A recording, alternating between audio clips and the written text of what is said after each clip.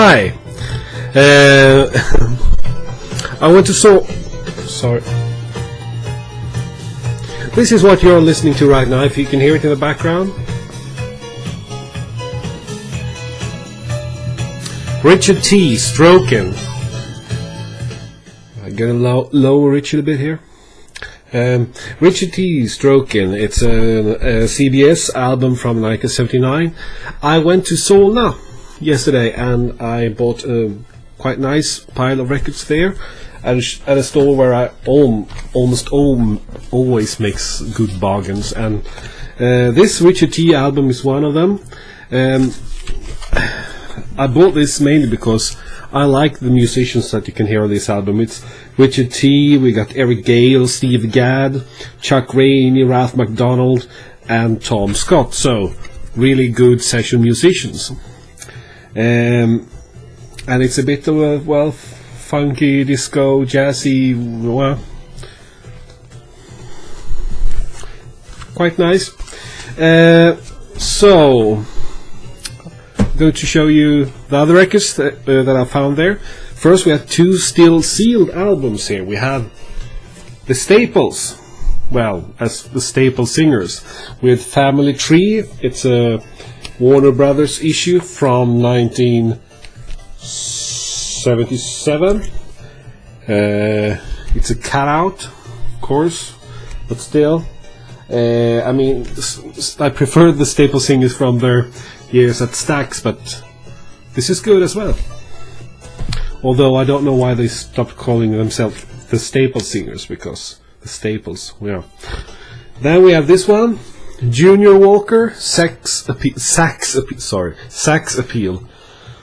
Well, rather an obvious choice of name for a saxophone-based soul record. We have, we have Feel Like Making Love, which is a song more known by Roberta Flack. Then I got this one, Paul McCartney, Flowers in the Dirt, one of my favorite albums when I grew up, but I had it on a cassette, later CD. Then I had a a Russian vinyl issue. So now I found this ordinary British issue for not that much, so I thought, well, why not get that as well. Then to the Purple albums, we have Made in Europe from 1976. This is the UK pressing on Purple. Not in the best condition, but still playable and enjoyable, and better until I find a better copy. Good. So, another one, it's almost legendary album Fireball. This is a Fame issue, so it's not the original one, it's a later one. It's on Harvest.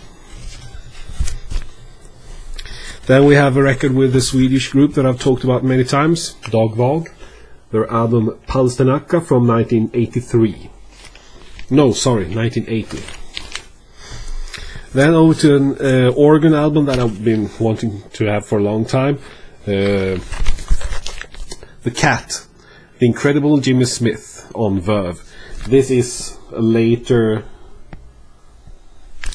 probably German issue, I'm not sure here, but really good album, really good album. Then this I bought mainly because I was curious. It's Diane Carroll with the Duke Ellington Orchestra under the direction of Mercer Ellington, a tribute to Ethel Waters. And this is a digital master disc, so it's a very limited edition and with exceptionally good sound. I haven't played this yet, but I've seen a clip from this LP on YouTube, so and that sounded really good.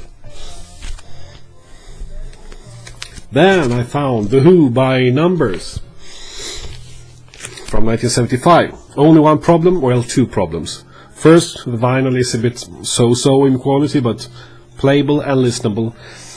Then it's more of a problem that the previous owner has actually filled in these numbers to get the, well, Who wouldn't? Well, if you realize that this might be a collectible item, you maybe wouldn't have done that, but who knew that back in 1975?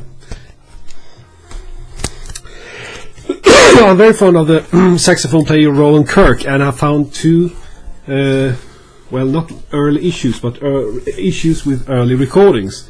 We have the Early Roots from 1976.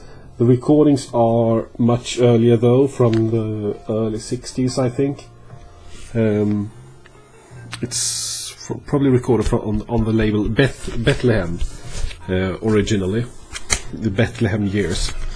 Then we have a reissue of his album Domino, and this is what the original album looked like from 1962. This is a later issue from 74 on the Trip Jazz Special Collectors series. It's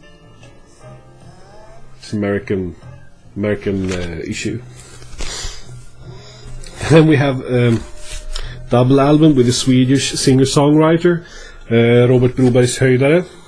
This was I remember when this was issued in 1990, when he had his 30-year anniversary as an artist, and I had this on a cassette for many years and played it a lot and liked it.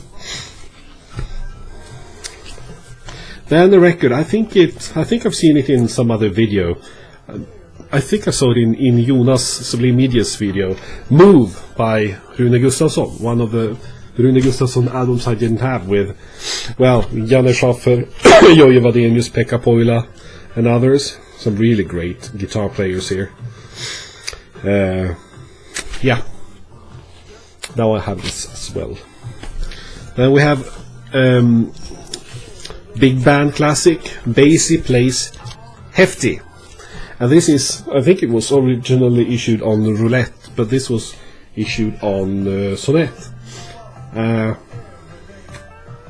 Probably late 50s, early 60s.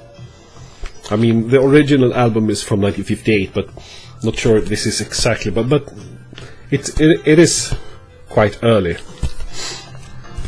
And then finally, a double album, The Walker Brothers Story. Some early material from 66, 67 on Philips. I don't know that much about this issue, but it looks like it's part of a series with other groups with a similar album design. It looks as if it could have been used several times. I can't find any year on when it was issued, but I would guess late 60s. And it's a British issue on Philips. Right, that's just a quick video showing what I found the other day when I went to Solna.